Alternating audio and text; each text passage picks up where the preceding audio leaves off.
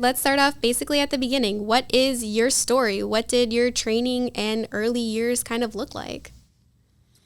So I was born and raised in Grand Rapids, Michigan, and I went to school there for several years. My father is a printer. He is the job foreman at a printing company. They print a lot of biblical devotions and Bibles and things like that. And so when I first started school, as I was taking certain classes to get a few things, I started working there second shift. So I'd go to school in the morning, and then at night I'd work with printing Bibles and cutting them and doing all those things. And this wasn't just it wasn't just him and 2 or 3 machines. This was a pretty big operation. Over the summer we would kind of print millions of Bibles, and we would be chopping them and doing all of the things that you have to do to get a book ready, which is also a totally separate thing, very fascinating and very mundane. It's a very easy way to make your brain melt out of the back of your skull in manufacturing.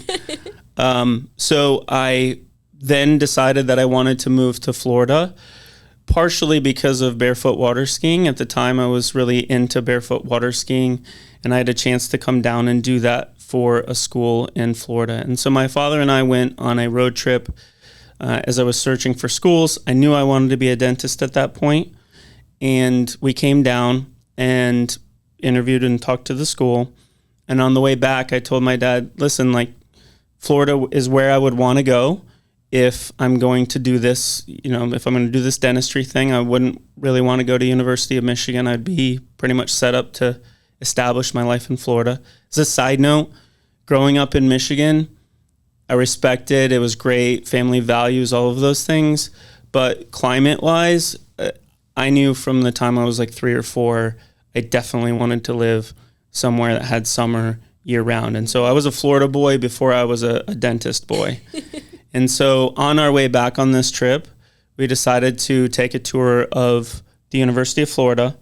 And I fell in love with that campus, but the tour was given by the dean of admissions in the dental school. We kind of hit this very strange time in the summer where the dean of admissions had almost all day to give us a tour. And so we kind of got this very personal tour. I had never even seen a dental office or dental school at that point. And she gave us a tour all the way through it. And I think we were with her maybe 3 or 4 hours. It was a long time. She gave us a lot of time.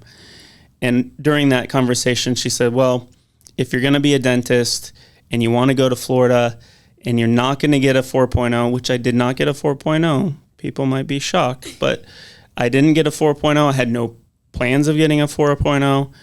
She said, you might want to check out Florida. And so she arranged for me to go look at the undergrad school and arranged the person for us to go take a tour. So my father and I then jumped over to the school of the University of Florida that I went to, and we went through that as well. So immediately after I got home, applied, got in, all of that stuff, I went and did my bachelor's degree at the University of Florida, graduated. When I graduated, this is turning into a long, convoluted story, but I was homeschooled as a small child until about 7th grade. And when I went to go enter back into school, I was supposed to be in 8th grade, and I had already taken all of the classes that they had listed there on my schedule. And so this was a small private school. When I say private, I'm not talking about Boca private. It's not $50,000 a year. This was $3,000 to $5,000 a year, but it was a private school. And I told my parents, I'm not going to let you spend this money, and we're not going to make these sacrifices for me to go to school here, for me to take the classes that I've already taken. And so we went and sat down with the principal. I ended up skipping a grade and went into 9th because it was just the next level of curriculum. So I graduated a little bit early. I also left high school with a decent amount of credits. I was on a one-track, I want to get done with school kind of mind. And so I also did my undergrad, my bachelor's degree in 3 years as well. So by the time I graduated, I believe I was,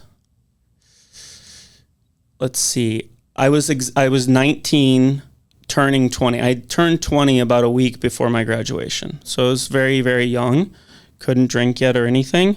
And so when I was trying to get into dental school that fall, essentially the admissions, there were some things I needed to tweak about my application as well. It's not just make it an age thing, but they essentially told me I needed to take a year off, get more mature, be able to drink, like be able to hang out and socialize with everyone.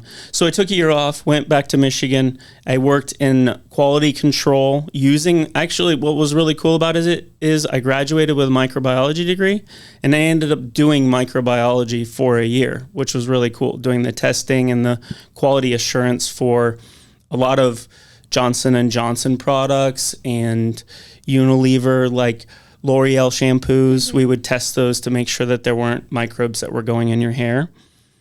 I have a few little dirty secrets and a few little sort of like pins on my record for that. That was a fun time. But then I was accepted that following year and ended up going to school. I think I was accepted in the fall of 2006. I went to the University of Florida for those 4 years. And then about my third year going into fourth, so the end of my junior year, so we'll say June-ish of 2009, I decided that periodontics really interested me, and doing extractions and taking teeth out and the surgery side really was interesting to me. And so I sort of selected periodontics through a number of different things, and ended up going through the process of applying for periodontics and going through that process.